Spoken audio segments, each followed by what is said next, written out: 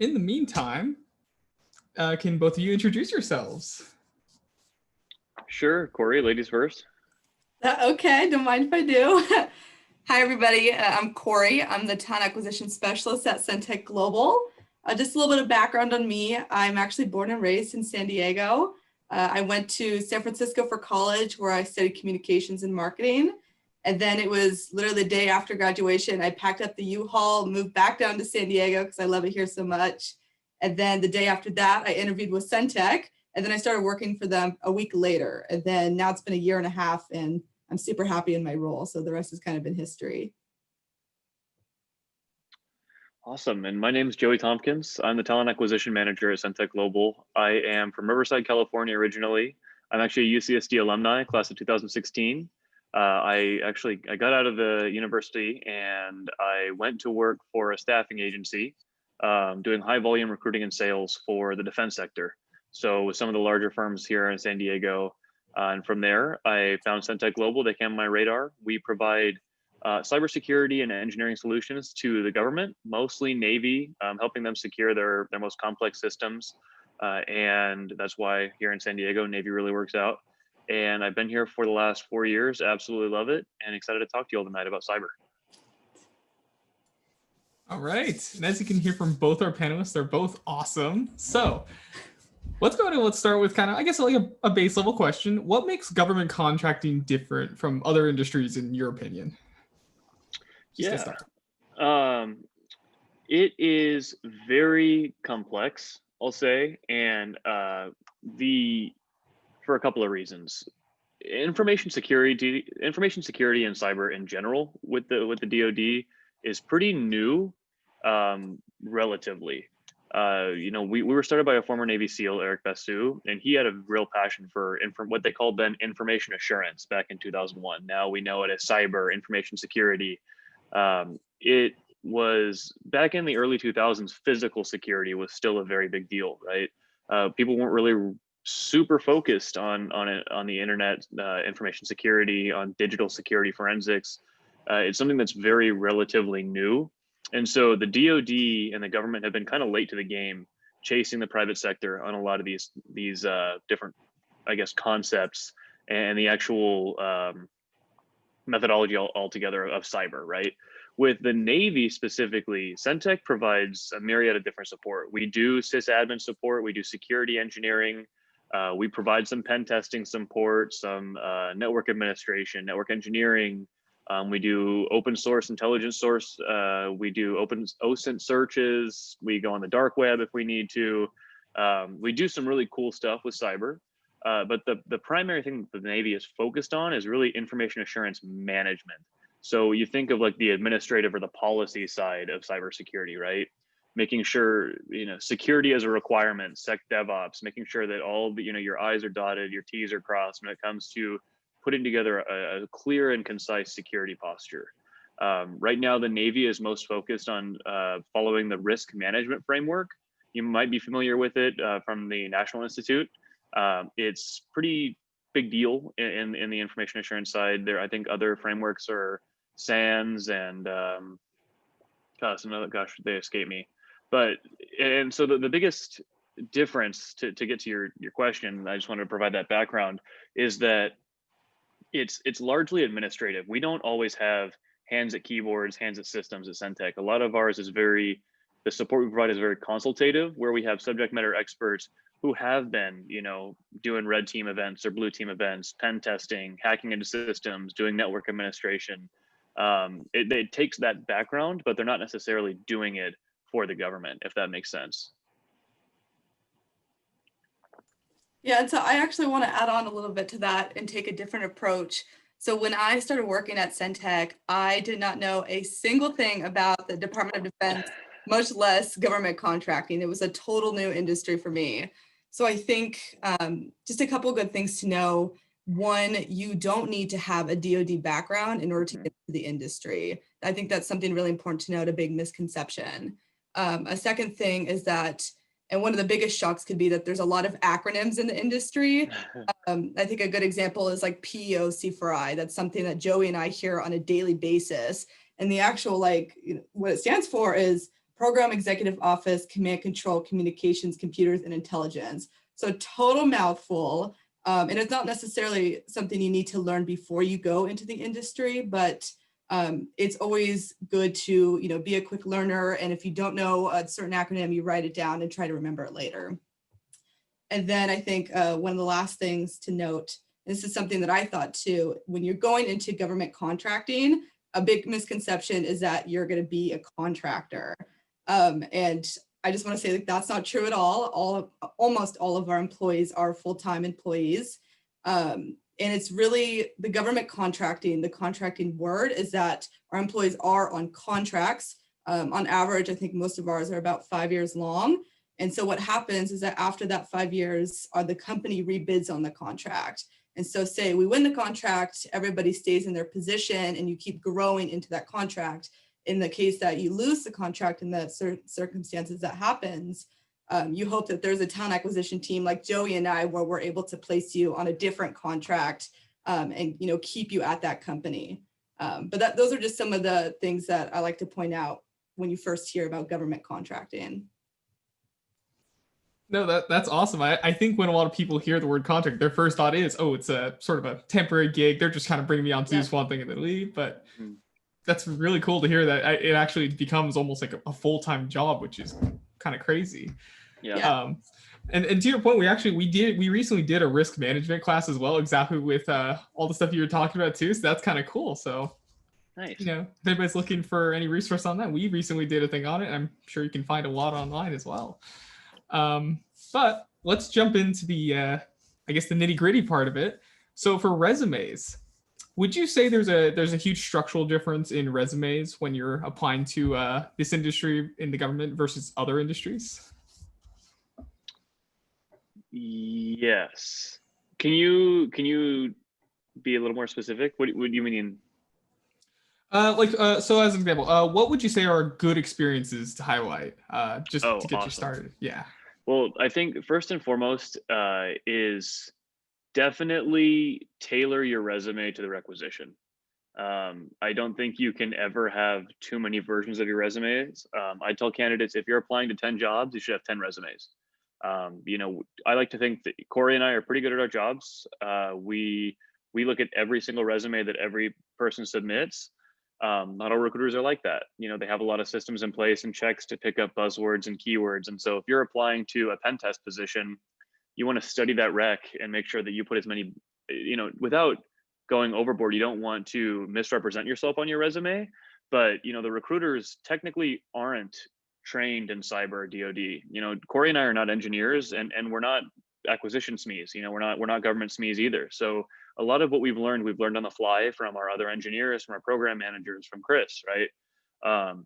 And so, you know, my biggest advice is structuring it cleanly, making sure it's easy to read. You know, there should be white spaces. It shouldn't be filled, you know, margin to margin. You'd be surprised it's not necessarily bad resumes, like bad content that we get. It's difficult formatting that, you know, if it's going to take 20 minutes to decipher what you did at your last job, it's really difficult, right? Or why this specific internship experience is important. As far as what to include, right? If you're a student, knowing any internships that you've had, understanding why they're relevant, any skill sets, technologies. Do you know Wireshark or Splunk? You know, have you ever worked in Linux? You know, do you know the difference between operating systems? You know, being able to identify that. If you've ever taken part in, I think we get into this later, but any like capture the flag events or extracurricular cybersecurity events, you know, that's going to show Corey and I, hey, you're really passionate about cybersecurity, right? You have a willingness to learn. You're not just eating it up in class. You know, you really want to know and want to get into this. And so I think that's really important. And you know, I get this question too. I'll say with cover letters, I'm not a big cover letter fan. I know that you'll probably apply to jobs and some will require them. I don't need a cover letter. I just want to make sure that you know, that you're interested in the position, that you have a background that we're looking for, and that you're really ambitious and you want to grow within a cool company. Do you have anything to add, Corey? I do. I don't know if you touched on this, I cut out for a second there, but I think when it comes to resumes, it is all about tailoring your resume. I think the rule of thumb is really you should have a different resume for every single job you apply to. And that sounds crazy, but it's so true. And like when I was applying to jobs, I would go through the position description, and for every bullet, I tried to put something related to, you know, what I've done onto my resume. And especially if you're looking to go to like a different field of cybersecurity into something more depth, that's something you could do too. An example of that is that when I was applying for jobs, I was looking at human resources and talent acquisition, and they're very intertwined with each other. They're almost the same. But when I was applying to jobs that were talent acquisition, I would change my resume to be more that based rather than HR based. And I think that is a really good way to have recruiters, you know, have your resume stand out, because you're going to have all those buzzwords, and it's just going to be tailored like you took your time to make your resume. That's a good point, Core. And the one more piece that I wanted to put on there too is the importance of leveraging your network too, especially with resume support. I kind of have a rule of thumb. Ironically, the only resume that I don't know how to read or update is my own, because I must just be a little biased towards it. It's really difficult to rewrite your own resume. And so whenever I do rewrite it, I have 3 people look at it. Someone who's a personal connection, a family member that will give me, that may not know what I do or the importance of it, but they're not afraid to give me like unsolicited feedback, right? Someone within my network who is in my same discipline, so another talent acquisition person, because they know what I'm looking for, right? Or they know what I do and they know how I can leverage my experience. The third is someone who is not personal nor has any difference. That, you know, to them, they don't know what talent acquisition or defense sector or cyber is, you know, and it's really helpful to get those 3 opinions, because it can really help you shape your resume as you write it. It's something that I think is really valuable. And then also never underestimate the power of referrals. Like Corey and I, obviously we're a little bit of a smaller company. We're about 200 employees, about 45 million in revenue. So we have a little bit more time to be able to dedicate to some of these things. But, you know, we can't interview and screen every single candidate that applies, even if we look at every single resume that applies. But just out of courtesy to our employees, anytime they send in a referral, you know, they've done good work for the company. They've been, you know, good teammates and great coworkers. We want to do them a solid and reach out to that person and talk to their candidate referral, right? So it's a great way to get past some of the internal controls that HR or the people in culture team have put together. Because, you know, when you're looking at Qualcomm or Intuit, you know, they're getting thousands of applications a day, right? So it's something that's really important to ensure you can kind of bypass some of that. And I think that might help, you know, get through some of those resume readers. Oh, that's awesome to really dig into the nitty gritty of that. I mean, you guys give me a lot more than I was expecting to get out of that, so that's really awesome. But let me ask you. So, just kind of going back to the experiences question, you know, especially since many of us are in college, maybe we just start college, or maybe we're at the end of college, but we don't quite have a lot of work experience. What would you say are maybe some good, you know, projects or skills to really get your foot in the door and really get noticed by recruiters who are looking for the next cybersecurity person they're going to hire?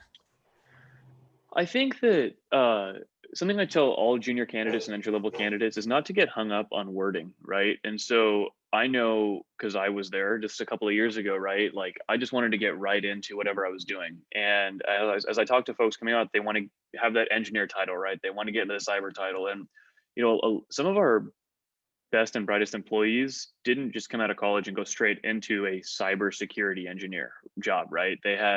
Maybe they were an intern before doing some IT help desk support or some sysadmin support, or, you know, they were working as a network operations analyst or a network operations center, right? And so those aren't necessarily cyber engineers, but you may not know, but you're getting really great system security experience, right? Entry level, you know, security essential. And it also shows someone that you're not just going after the lofty title, right? Like you're willing to do the work and get your foot in the door and work your way up. So I think that's really great. The other piece is joining a club like this, right? It shows that you're passionate. It shows that you're into something. But, you know, Corey and I see resumes all the time, right? Where the student will just stop and say member of the cyber club, right? But what is that? Think about the person reading that. Like, how is that relevant? We want to know, you know, what did you do? Why did it matter? Did you act as the moderator for these events, right? Because you really enjoy talking to other folks and learning more about the industry. Did you lead the team towards a certain project or do something to help get grant funding or some sort of field trip, right? Going kind of above and beyond for that group and showing what you did to be part of that really helps us, because like I said, Corey and I have learned cyber, on the fly.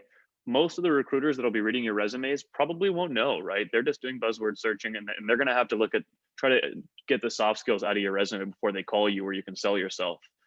So I'd say that's a couple of tips that I would probably provide. I know, I totally agree with everything Joey said. And just to add on a little more, like I said before, I think it's all about tailoring your resume to the position description to really highlight the experience that they want to see. But if you're a college student, you don't have job experience, you're like, well, what do I do then? I can't relate to anything in the position description.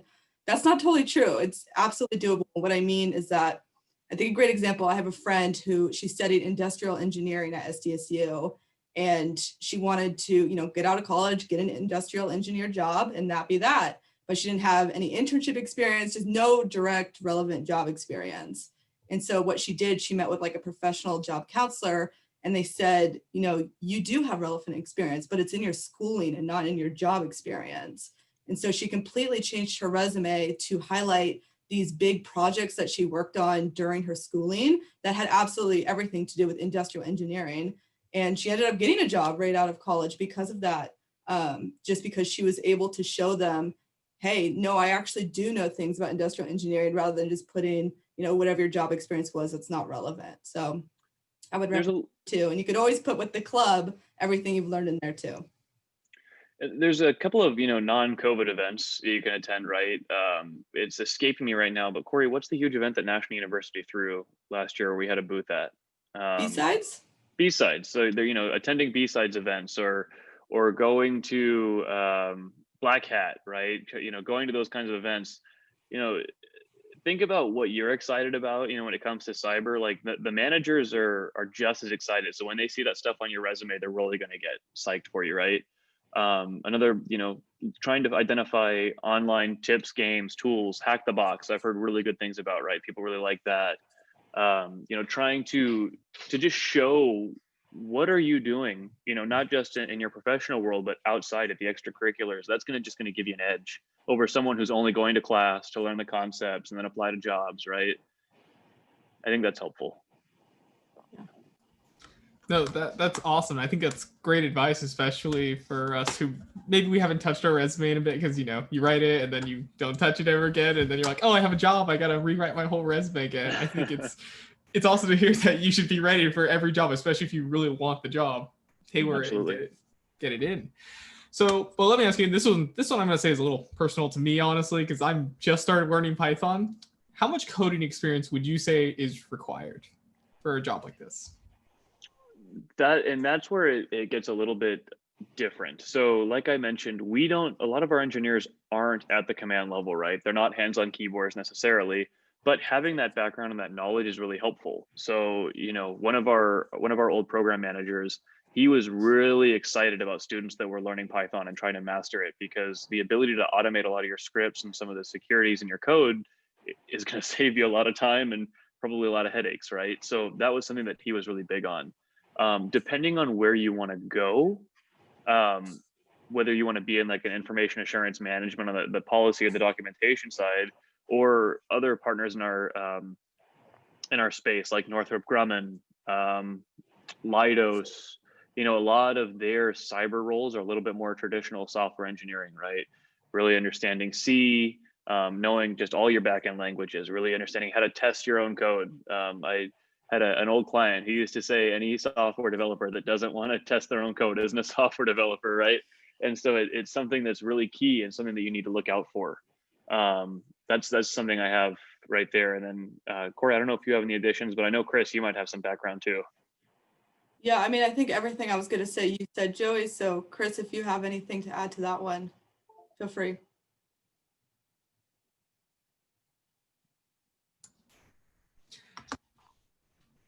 So, I think you're muted, Chris. Yeah, you're muted. There we go. All right, now it's unmuted.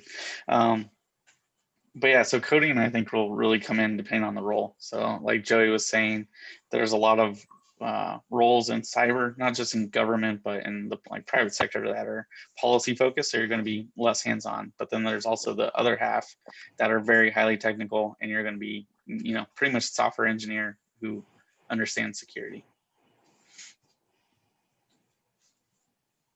No, that's awesome to hear, especially for me, who's just getting into the whole coding world, as it were. But so let me ask you guys now, and this is gonna be a little more relevant to the question we just asked. So, would you say that what are like CTFs or red team, blue teaming competitions? Would you say those are more relevant to cybersecurity? And do you think that's what we should be focusing on, or is there other things that you guys specifically look for when you're looking through resumes and you're having interviews with people? Sure, I could actually take this one for a sec. We spoke to one of our top cybersecurity engineers to try to get his input from it, just because we're not directly cybersecurity. And he said that CTFs and blue and red team events are fantastic. It's a really good way to learn some of the more technical concepts like pen testing, incident response to vulnerability assessments, and system security administration. The only con that he said about these things, and it's not really a con, just something you're missing out on, is that they're not going to teach you the more policy-driven concepts like RMF or risk management framework. That's something that you'll probably learn more from a certificate like the CAP, which we could talk more about later on. But I mean, regardless, all those events, they give you that hands-on cyber experience, and it shows that you're passionate. So you really can't go wrong. Yeah, I second that. Just any, like I said, I feel like a broken record, but extracurricular events, right? And I think that should strike a chord. If you're listening to this and you're wondering why I'm saying that, it's, you know, what is going to make you different, right? So you got to take into account, there's going to be however many graduates just from UCSD alone. Then, you know, there's competitive cyber programs at SDSU, USD. There's students coming out of the community college program. There's students coming out of the Navy, National University, Cal State San Marcos, right? So there's a huge candidate pool. And so really these tips and tricks are trying to help you stand out.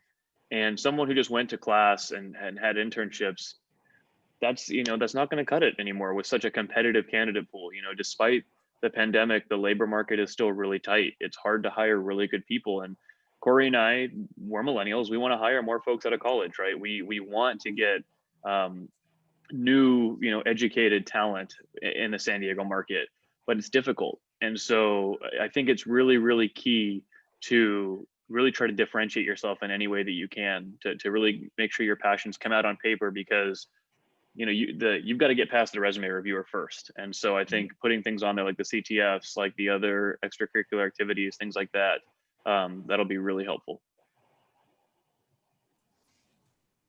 Oh, that's awesome to hear, especially since in ACM Cyber in particular, we've really been talking about a lot of CTFs that are happening soon. So might be good to start looking into some of those if some of you are looking for cybersecurity jobs. I'm sure Corey and Joe would both agree with me. So yeah, definitely. And even if you can't take part in those, another way to show is like volunteering at those events, right? Try any way that you can get involved is really going to help. I'll just finish with that. No, that's awesome. Especially again, not super talented with code, so being able to get involved in another area be great for me.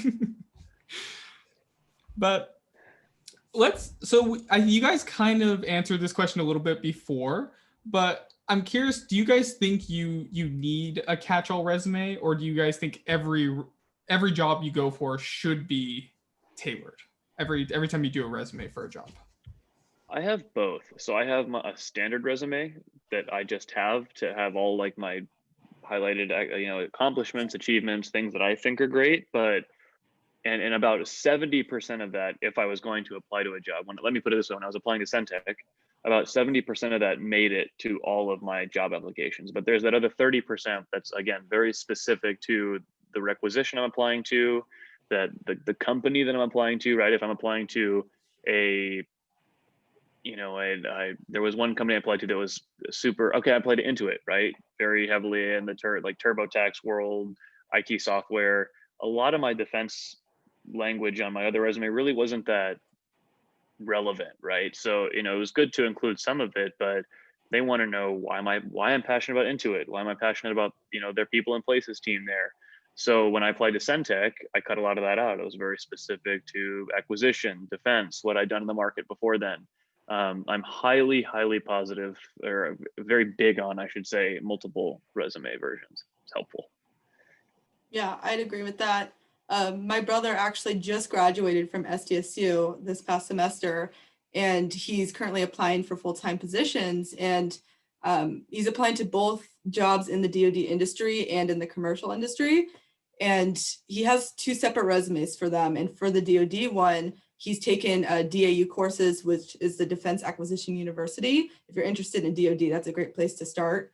And so he lists on his resume things that he's learned from the Defense Acquisition University, and that shows recruiters that he has some DoD experience, even though he wasn't in the Navy or in the Army or something like that. So I'd say you tailor it, but that 70% is always going to be there. Gotcha. And then I think as sort of an aside to that, like, what do you guys think about platforms like LinkedIn, for example, where they have the online resume, and then maybe you also submit like your tailored resume as well? Like, what do you guys think of things like LinkedIn, though, as an aside? Love LinkedIn. Don't love their generated resume. It's not the most clean looking or easily formatted. It's difficult to find things. It's difficult to search through. If you have that as a supplementary resume, that's cool. I would not advise, this is just my personal opinion because I don't like reading them. So I wouldn't advise using that one as your main resume. With that being said, though, I would say, this is when I say a competitive market or like a passive market, right? Corey and I, when we post our jobs, we're not just getting a bunch of candidates applying, right? That we can easily interview and hire. A lot of our folks are already happily employed. We have to go out and recruit them away from other companies. And what's the best tool but LinkedIn to do that?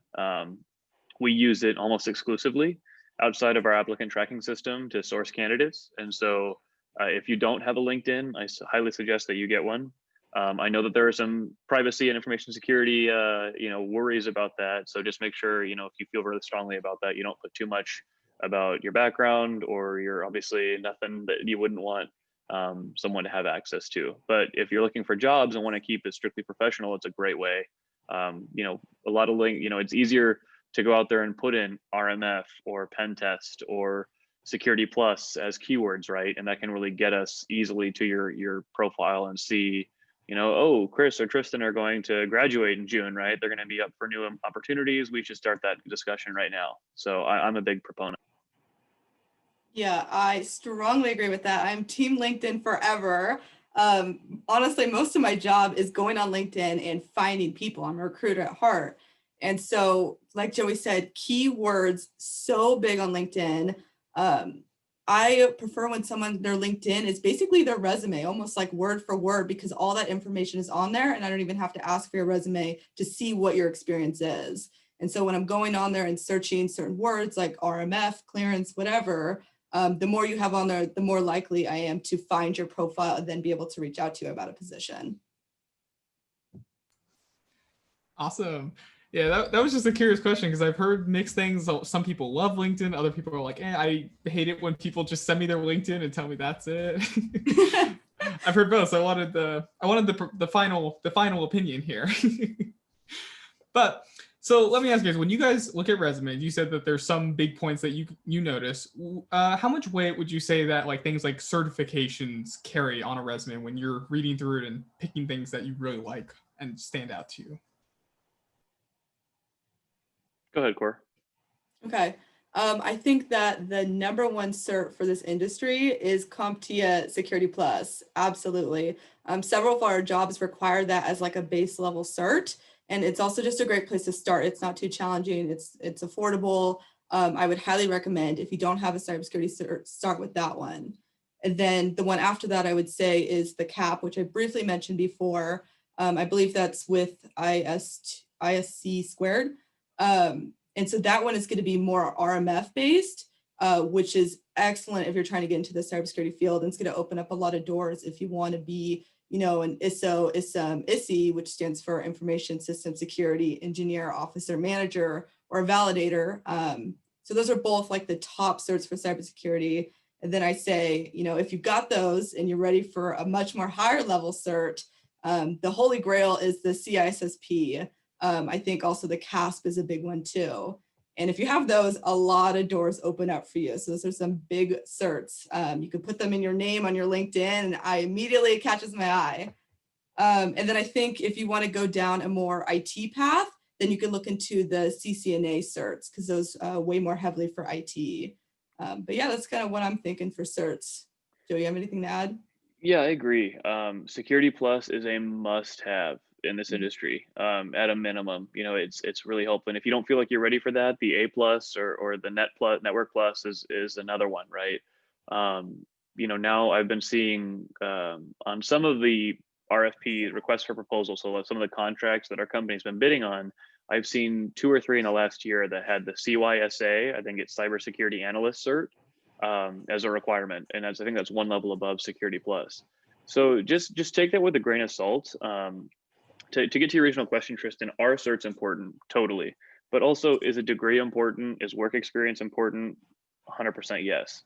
I think it's super cliche, but everything in moderation, including moderation, right? So sometimes Corey and I will see a resume where someone has 30 certifications, which is super cool. That's great. I'm glad that you're really interested in learning, but if they have no experience and they're applying to a very senior level position, I can't tell a customer to hire that person, right? That's really going to be difficult to put them in, and they're not going to get the support that they need. So, you know, when I always get the question asked is, you know, is a degree important? Is, you know, 20 years experience important? Is 10 certs? They're all important, but, you know, having a degree and 2 years of experience and 3 certs that are relevant to what you want to get into is way like preferable. So I think the biggest question isn't, are certs important, but more, do the certs that you have line up with what you want to do? So Corey kind of hit the nail on the head there, right? So if you want to get into networking, or you're interested in routers, switches, you know, CCNA or the Cisco has a lot of really cool certs, right? CCNA security, CCNA routing and switching, CCNP is like their very professional cert. If you want to get into red team, blue team events and pen testing, right? There's, I think the OSCP is an offensive cert that you can go after. If you're interested, Linux there's a Comptia Linux cert that's pretty cool. Other operating systems, Microsoft Server certs, and then the certs that she mentioned too, right? Offered through ISC Squared and Comptia. So it's less about, you know, which certs are most important, and more about, you know, are they complementing where you want to go in your career? And they're never not important. They're always going to make you, you know, they're going to be great. But, you know, if you're not looking to do something that's on the documentation side, you know, with frameworks, maybe the CAP isn't for you, right? If you want to be, you know, doing something that's a little more hands-on, you can go that route. So just something to keep in mind. No, that's awesome. And it's not, I like that you guys answered with, like, they're still important, but also keep in mind there's other things that, you know, you guys, especially you guys, see, and you're like, this might actually be better if this was together with something else rather than, as you said, the 30 certs that you've been working on for years. The cool thing too is that a lot of companies, including Centec, offer tuition assistance, right? So if you can get that Security Plus, which is an affordable, you know, it's affordable like any other cert is, right? It's not free, but it's a cost. If you can get that and get your foot in the door, a lot of these companies offer $2, $4, $6, some even like $8,000 in annual tuition assistance. So you can go and get that next cert, right? That doesn't have to be on you as a student. It's something that you should really take advantage of when you get your first job. Awesome. And we're going to be moving on to the interview questions. But before we move on to those, I do have a few questions from the chat I'm going to throw at you guys. So first question I'm going to ask, does Centec have any cybersecurity internship opportunities for this summer? And then if you do, where would you be able to apply for those? Good question. Not right now. It's the pandemic and the nature of the work makes it a little bit difficult. An internship program is something that Corey and I are want to get off the ground. We're trying our hardest to do. But to give you insight into a little bit of what our folks do, they don't actually work at Centec Global. So I'll plug Chris for an example there. Chris doesn't work at our office. He's actually on a customer site that's owned by the Navy, where he's supporting his customer on a day-to-day basis. If his customer needs something, he'll ask Chris for it, or he'll ask one of Chris's program managers for it, right? it's very heavily services based. And so we don't have a lot of opportunity right now for folks to come on who don't have a clearance and who, can't sit at that customer site. Obviously, things have been a little bit difficult because of the pandemic as well. So we're all working within a remote environment. We're doing our hiring within a remote environment. But I can tell you that that's not something I want to stay the same. As we grow, an internship program is one of my goals. It's been since I got hired here, and I've been working with Corey and Chris, among others, to try and figure out how to field it. So unfortunately, not at this time, but hopefully soon. And when we do, you guys will be the first to know, because I'm passionate about UCSD and college education in general. And just to add, you should add us all on LinkedIn. Yes. We can keep you updated when something like that happens. I think that's awesome. We'll go ahead and we'll post your link in the chat, and your LinkedIn's in the chat, and I'm sure you'll get a bunch of connection requests. So that'll be awesome. Get that network built. So another question I have is, what would you say is the best way to submit a referral with an application? Referral, like from an employee referral? I believe so. Yeah. Yeah. So I would say that, let's say, I know Corey, and Corey's on the inside of the organization, and I'm really looking to get in. The first thing I'd want to do is buy her a cup of coffee or a lunch or something, and really discuss it and talk about what I'm most interested in, right? Get that part out of the way, but also understand from her what it's like to be in her shoes, what it's like about the company, learn as much as I can, and really understand how to frame my resume, and if I get an interview, what to really touch on. Maybe they're calling it an IT specialist, but it's really heavy on networking, right? So maybe you want to focus on that. Or maybe they're looking for someone who can really support general IT projects, right? And do some project management. Maybe you've done that in an internship or through the club. Definitely want to focus on that. But typically referrals do come through the employee. So it would be Corey probably submitting my application, with her resume. Sometimes websites have like who were you referred here by? Was it another website? Was it a person? Just make sure that if you're putting somebody's name, you have their permission to put their name there, or else you might get in some trouble. Yeah, and just to say, connections go a long way between your friends, your family friends, your family. Check in and see if any of them are working at companies that might interest you, because just having that connection alone, that referral can go a long way. Awesome. And then last question here from the chat. So earlier you said, you liked a cleaner resume, something that was easy to read, since you guys go through a lot of these resumes in a day. So this person was asking, do you guys have any opinions or objective paragraphs or longer written statements on the resume, or do you want something that's shorter? Like, what's your thoughts on that? Go ahead, Cor. I'm all about bullet points. I think you want to make it easy to read. A lot of times when I see like paragraphs and paragraphs, I'm like, there's just no way I'm going through that whole thing, because we're seeing so many resumes at a time that it's just impossible. Plus, I think it's easier to pick up on keywords when it's all in bullet points. But something that I did was that you're actually able to buy like resume formats for just a couple bucks on Etsy, and that makes it unique to you. It's not just like a normal Google one, and they kind of already outline like what you should be inputting. So that would be a good place to start and kind of make it unique to your own. Yeah, I concur. I like shorter as well. It should never be difficult for a recruiter or a hiring manager to find your experience. And that's something that I've said for years. Like, it should be really present, very clear, concise. And also, I don't really, I get this question a lot too, what's the resume length? I don't really care. 1 or 2 pages. I don't have a strict rule. Now, granted, I mean, you guys are early career grads, so if you're submitting 6-page resumes, we might need to cut that down a little bit. Typically it should be like C-levels or vice presidents that are submitting that, because they have a lot of experience to have to go over, right?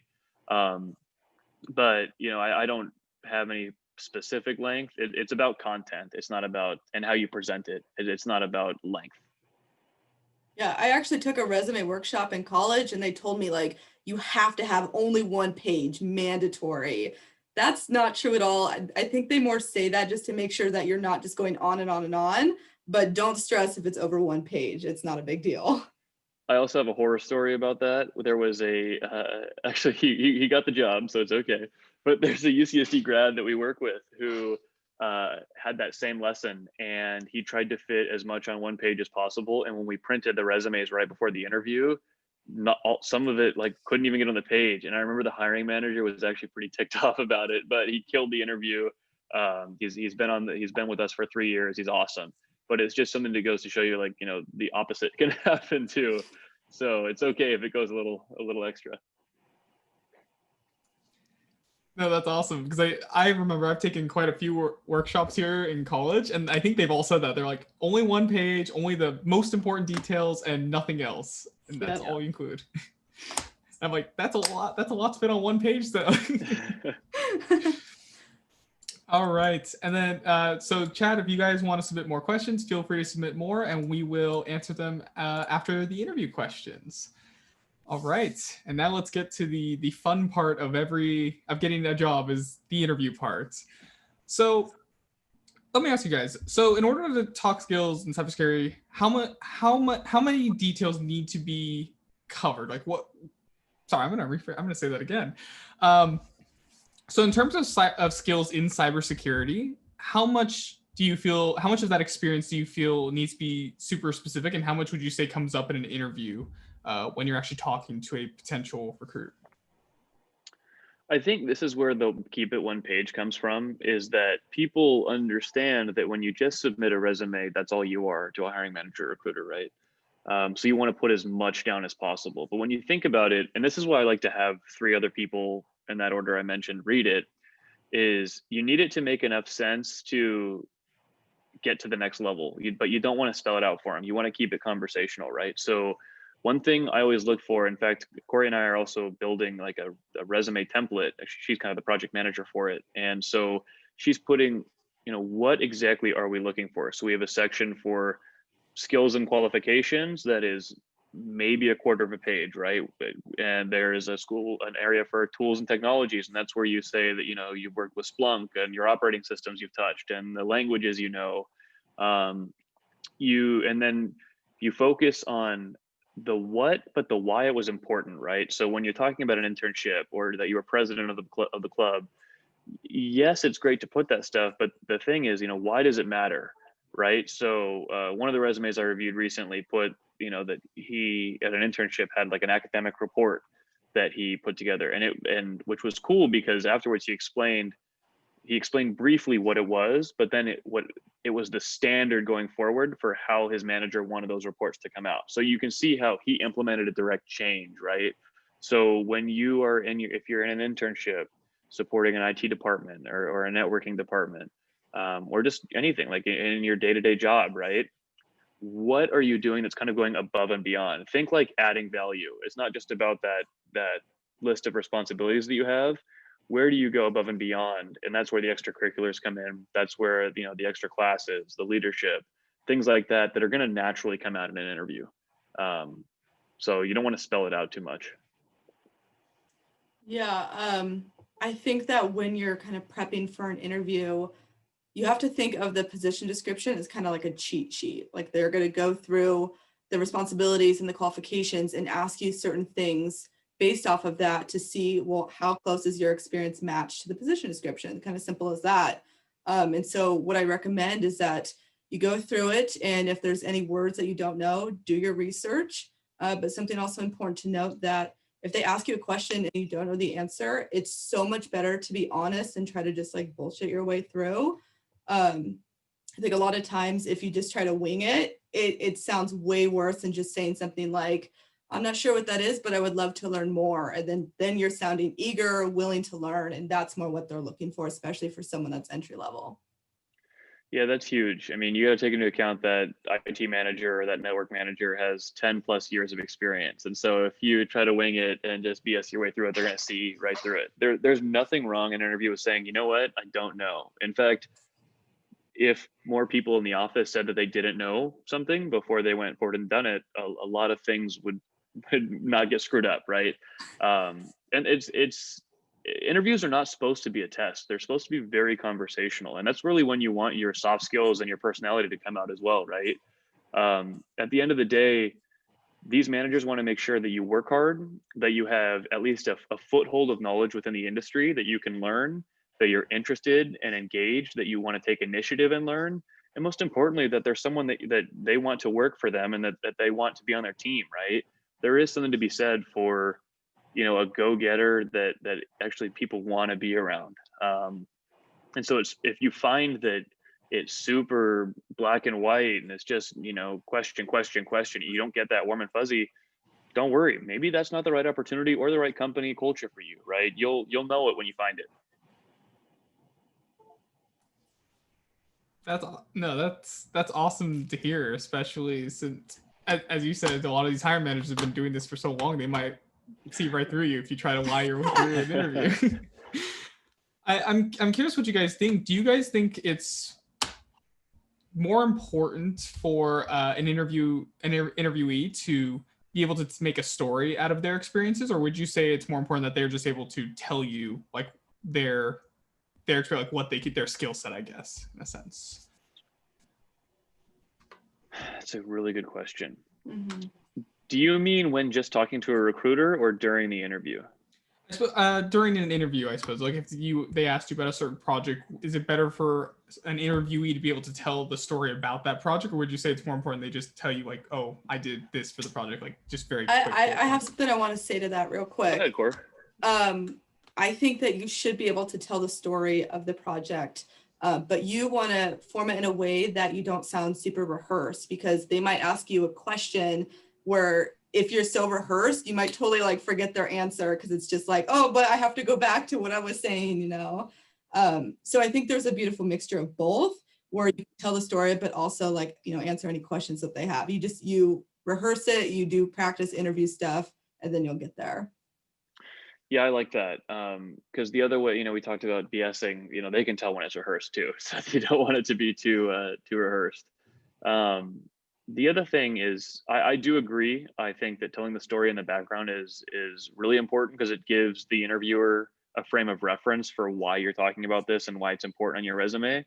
But it's really important not to ramble. And it's also really important not to let it get away from you, right? So you got to take into account for an entry-level role, there might be 100 applicants, narrowed down to 10 interviews at an hour a piece out of those managers' days, right? And so if you get them on a bad day or after they've just gotten out of a rough meeting or something, you want to make sure that you're coming in there to brighten their day. You're bringing the energy up and you're really excited to talk about it. So I would also caution you from not being concise. You want to make sure that you can really get your point in there, because we're all human. We make mistakes, right? And we want to make sure that we can make our best judgment. But that's something to keep in mind. Yeah, just to add on to that real quick, smiling and having that excitement can go such a long way. I've been in a few interviews where the candidate just does not seem like they want to be there. It's like, why do we want to give you a job if you just don't really want it? We want someone who's eager, like I said, willing to learn. So just being that excited, smiley person, that is already awesome. That's awesome to hear. I mean, I think I'd hope that somebody who's going for that job and shows up for the year is really excited to be there for the interview, because I feel like that's like the final step, right? You'd be surprised. Corey and I have seen some things. All right, but so let me ask. So during the interview process, there's probably going to be a few questions about your knowledge to make sure you actually know what you're talking about. You're not just showing up and be like, okay, I have it on the resume, but I have no idea what I'm talking about. Would you say it's more important to have a pretty, I guess, a broad overrange of knowledge on cybersecurity, or would you say it's better to be very specific on the role you're going for? Like if you're going for a security job, is it good to just be very specific in that area, or should you be pretty general? I think it's cliche, but I think it's important to play to your strengths and cover your weaknesses, right? So let's say that someone on the team where you understand the task, you can kind of pump that person for information, understand here are what you need to hit on. That means you can study up on, these operating systems or these networking concepts or things like that, right? Like we said earlier, there's nothing wrong with saying you don't know something, but if, another thing is, if you know what they're going to ask, so to speak, in the interview, you can at least cover your bases. And when it gets to that question, you say, listen, I'm going to be fully honest. I don't have a huge background in that. I've done X, Y, and Z in my classes, but I don't have any hands-on experience. And then you kind of cover that up, right? They always get the what's your biggest weakness or strength. I don't think we've ever asked that question in an interview, but the how to answer it remains the same, right? If you do find that one of your answers you give is probably a weak point, you need to cover that, right? So again, explaining that you're eager to learn, that you're passionate, that you understand conceptually from a classroom setting, and then going back to your strengths, right? And understanding how that's going to cover that, I think, is really important. Yeah, and I think, like I said before, do your research, and you see on the position description that you don't recognize, try to research it so that, if they ask, do you know what this is? You can say, this is my knowledge of what it is. Can you tell me a little bit more about it? And so that shows that you're willing to listen and learn. But another thing I wanted to touch on is that I'm convinced it's like 90% of interviews, including some of our own, the number one question that you're asked is, tell me about yourself. And that could be such a stressful question. But I like to break it down that you're really trying to share about your current, your past, and your future. And what I mean by that is you start by saying like what you're doing now, whether it's your current job or what you're learning in school. And then you talk about your past. So saying, well, how you ended up in your current job or why you chose to study cybersecurity in college. And then your future. So what you want to do in the future and why specifically you want that position that you're interviewing for. The more you can tailor it to kind of seem like I'm interested in why I want that position, they're going to be sold on that. And I think always a fun thing to throw in is do some research on their core values and try to, say, I relate to those. That's always a very nice touch. Always go to the company website and read about the core values, about their principles, their history. Do as much research as you can. You don't understand how many people have gotten jobs in our industry who may not have been perfectly qualified, but they went that extra mile and the manager just saw something in them that they liked. And it goes to show, if you do hard work for the interview, you're probably going to do hard work for them in their job, right? So it's super important. I think that's a good point, Corey. Yeah, and so I think after they ask, tell me about yourself, the second question is, what do you know about our company? And a lot of times people will say like, oh, I don't know, can you tell me more about it? Which is fine, but it can really put you above and beyond if you say, well, I did a little research, I found this and this, and these are your core values. Can you tell me a little more? That shows me you did your research, and that is awesome. It's super important in an industry like ours too, because you have to understand, the defense sector is full of folks who've been in the armed services before. And so their history, their culture, and that is very important to them. So when a candidate sits down and says, I saw on your website that your company was started by an ex-Navy SEAL, my family is in the armed services, I'm very passionate about that. Whatever it is that you find your passion is, that's going to resonate with the interviewer, right? So if you're working at, there's a company in San Diego called EDF Renewables, right? If you're really passionate about the environment, if you're passionate about recycling, if you're passionate about, lowering your carbon footprint, bringing that up in the interview is going to resonate with those people. So really blending your passion with their culture is going to be key to representing yourself well. No, I definitely like some of those examples. I've definitely been asked the question, just tell me about yourself. And I'm just like, oh, do I tell you my achievements? So I just kind of recite what I submitted on my resume, like what, you get that panic state. You're like, I don't know what to tell you. So that was awesome to hear what you guys think should be the answer to that.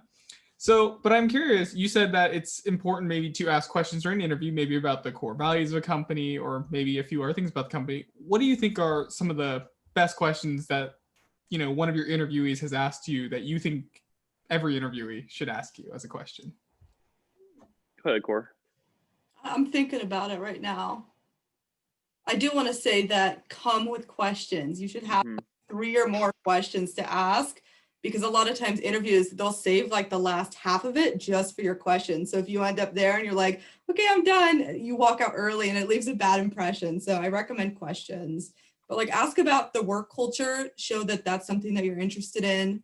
You can ask about, what's a day in life in the role, because that's something that you probably want to know anyways. I'd say things of that nature. Anything you're curious in, go for it. Sorry, I was typing some in there. I think it's important to understand from the team, right? Like, is this a brand new position or a backfill? If it's a backfill, you can kind of ask why. And if someone was let go for poor performance or because whatever reason that, with HR, there's compliance, right?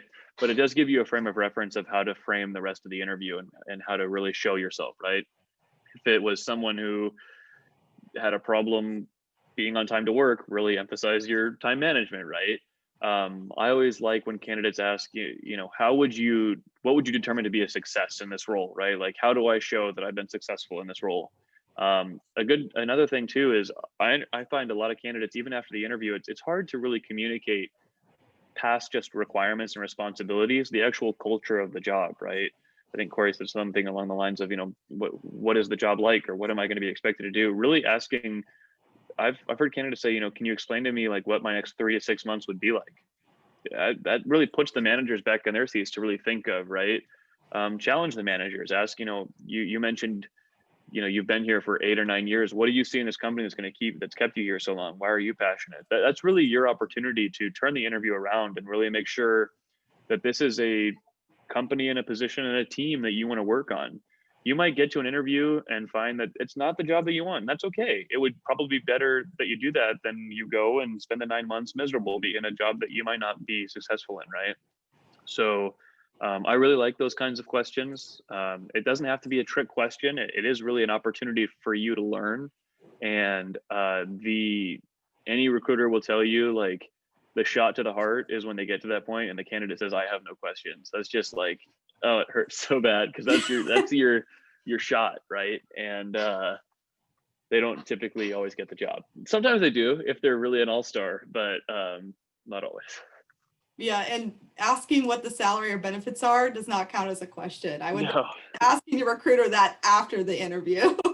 In fact, I would never ask that question during an interview. I know. It just comes off really awkward. There's typically multiple people in the room. So even if the manager could talk about it, which mostly they can't, there's sometimes your future peer sitting right there. And so it just creates a really difficult conversation to navigate. Definitely have that conversation with your recruiter outside the room or on the phone or things like that. I think that's a great overview of just some questions that you can ask. 'Cause I feel like when people go into an interview, I feel like a lot of the time, you just think, oh, it's just going to be the manager or whoever's I'm being interviewed by is just going to be the one asking all the questions. But then there's that other half where they'll be like, hey, do you have any questions for me? And it's your chance to really get to know them even. So would you say that there's a lot of programming or technical questions or like a test that you do during an interview to see somebody's skill set while you're in the interview? We don't do a lot of whiteboard exercises for our cyber. It's actually one of my goals this year I have technical, I don't like the word assignments or exams, but just call them exercises, I guess, for the interview.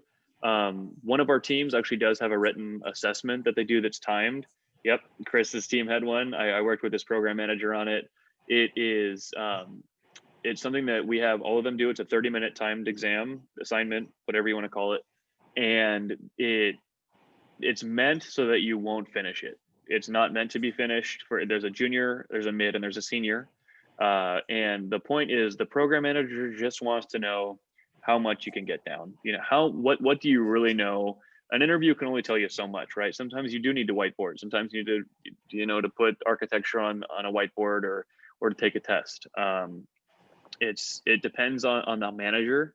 Some managers do not like it. They prefer to really have like the face-to-face interaction, and that's enough. If they can see it in your resume and they can find it from the conversation, they're happy. I like Chris's teams. It's not overly difficult, and it is a really good way to showcase what the candidate knows.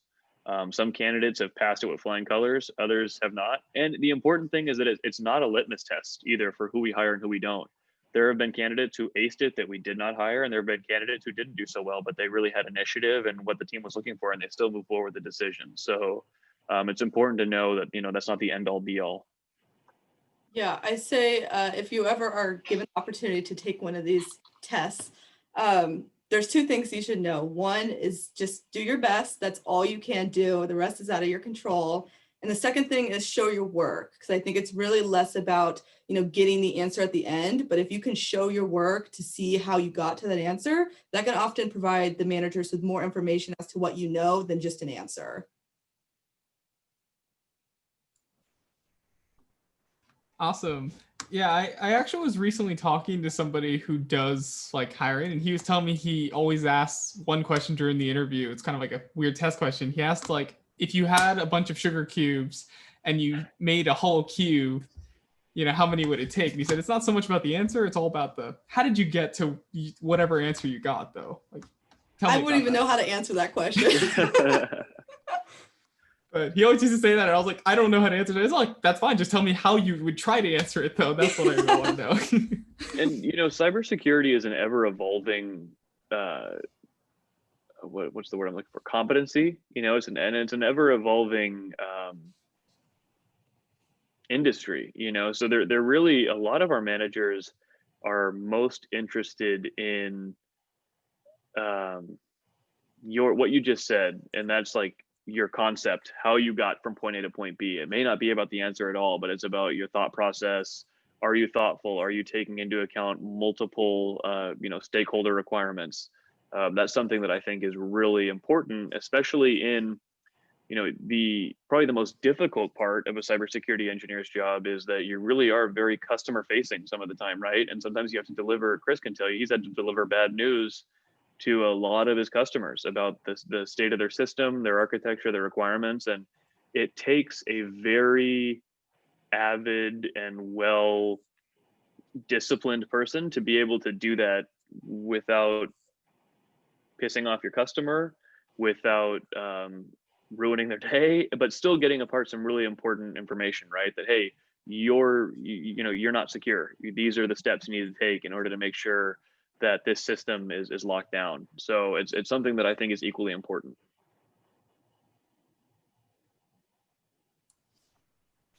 All right. And then, so let me ask you, so we have the interview part, you do the interview. Would you say there's sort of a after interview part? Like, I've heard from a couple of managers that I've worked with that they like to get like a thank you email or like some sort of knowledge, or like, that just something to tell the manager, hey, thanks for the interview. I really learned a lot, or I'm glad you gave me the opportunity. Like, how do you guys feel about things like that? Go ahead, Corey. Okay, I think that this is like a two-part question. One is that the interview isn't over until you are like in your car. And so what I mean by that is, like, once the interview's done, everybody gets up. I think a lot of times people will be like, oh, okay, now what are we doing? Like, the interview is not over. You still need to be very professional, very thankful, because that's something that they're going to acknowledge. But then even after that, once you're in your car, you go home. I tend to send a thank you email within like 48 hours after the interview. That tells me that you're motivated, you're driven, and you're excited. And all those are traits that you look for in a candidate. Yeah, I think, like, the old adage is like, well, it's optional. Does that mean we have to do it? Well, if most of your like success happens in the off season, right? It's not during the regular season. So it's the optional practices, the optional work, the optional projects that are going to make you stand out. Something as simple as sending a 3-sentence email to a hiring manager is the reward is so much higher than the time it takes just to do that, right? So I know our teams always like it.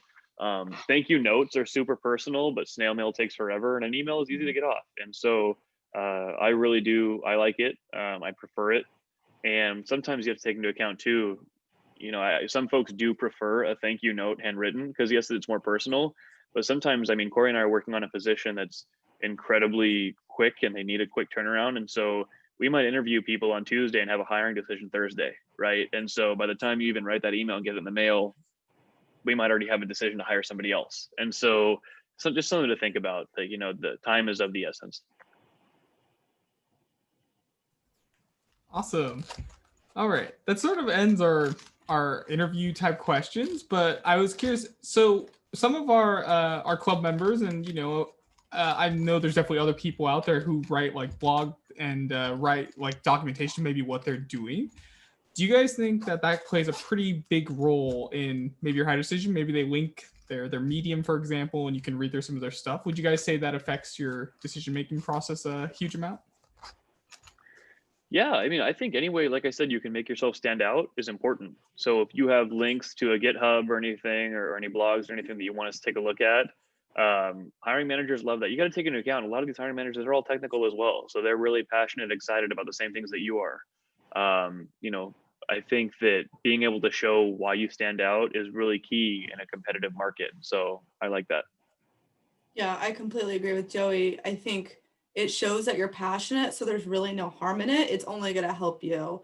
Anything, even if it's not related to your industry, if you're just, going above and beyond, and instead of, binge watching Netflix, you're out there in a club like you guys all are right now, that should absolutely go on your resume.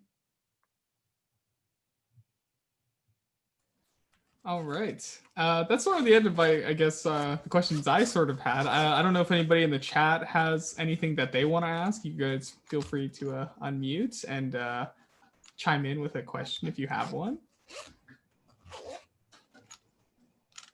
And if not, I didn't really have any other questions, but did you guys have any, things you wanted to leave with, maybe some advice or anything you feel for college students that'd be really helpful that you wish you knew when you were a college student? What do you got, Corey? I think you got to apply to everything you can. It's all about getting your foot in the door. It's really intimidating when you first graduate college to find a job. I was applying to jobs, 6 months before I even had graduated, just to see, can I get any interviews? And sure enough, they'll start to trickle in, and then you prepare off of those interviews. You get better every time, and soon enough, you'll find one that's going to give you the opportunity, and then you're golden. Yeah, I like that. I think stay humble, stay patient. It's a difficult job market. I don't envy the position you guys are in. I know it's tough this time of year and with the pandemic, but I do think that we're almost to the other side. I think that luckily you've picked a profession that is not going anywhere. It's only going to get bigger and more important. So keep hustling, keep applying. Like she said, there's going to be some will find jobs right away. Some might take a while, right? Just don't get discouraged. Utilize your network, leverage your network, leverage your network. People, professors, hiring managers, peers that have jobs available or recruiting, and they'll be able to hook you up with one. Because once you get your foot in the door somewhere and you can really build that experience, the sky's the limit, right? And it's totally in your hands. So I think that you just being a part of this club is really important, a great first step, and shows how serious you are about this. I'm super excited for you guys. I'd love to see you come on board at Centech if we ever have any more entry-level positions. And we'll be in touch too with Chris to make sure that we can float those through the club if and when we do have openings. So keep in contact with us, follow us on LinkedIn, follow our page, and good luck. Thanks so much for having us. Yeah, thank you guys. All right. If nobody else has any last minutes questions, I'm giving you time to send them in. If you don't, then we'll go ahead and thank you guys so much for this awesome panel. I feel like I learned a lot. I hope everyone else here did too. You guys were totally awesome. Tristan, awesome. You're like Thanks, the best Kristen. host ever. We appreciate you. You're a great moderator, Kristen. You rock. Yeah. Thank you. Part-time job as a host. That's what you can do. just hosting panels. I mean, I would love to do it. Honestly, I feel like I learned so much because I get to not only ask these questions, I can ask my own questions. I can ask people from the chat. I'm like, yeah, this is great. I learned so much. I love it. You're awesome. All right, and I think with that though, we'll go ahead and we'll end this panel. So thank you again. Thank you so much, guys. No problem. Thanks, you guys. Thank Take you. care. Thank you. Bye.